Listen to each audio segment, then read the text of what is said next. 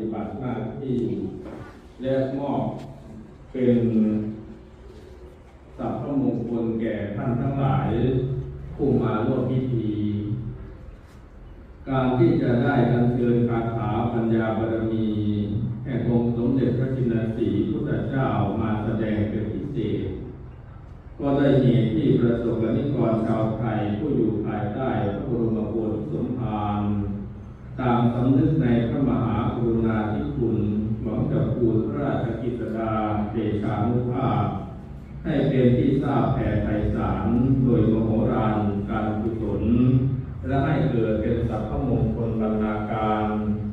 ในที่สมัยมงคลคล้ายวันเกิดท่านเจ้าคุณพระนะ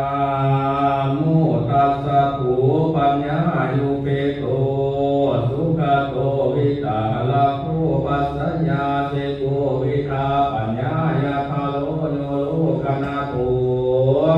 อิตาตังวาจินเตหันวานาปปังทุกขตังทิลาสานามามีปัญญาภาลามิสัพพโนอิติปิโสภะคะวาปัญญาอุปปาปาลามิสัพพโนอิติปิโสภะคะวาปัญญาปรมัตถาปาลามิสัพพโนอิติปิโสภะคะวาโหตุสัพพโยตายาโนอนันตาติปุนาสัพพโนกะโตโสภะคะวาอิติปิพุทโธกะโตโสภะ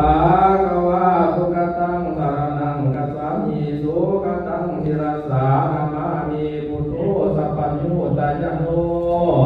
ธาโมโยโกตโลวะโลสักโกมัคคาปลาตุจายิจิตังรัตนา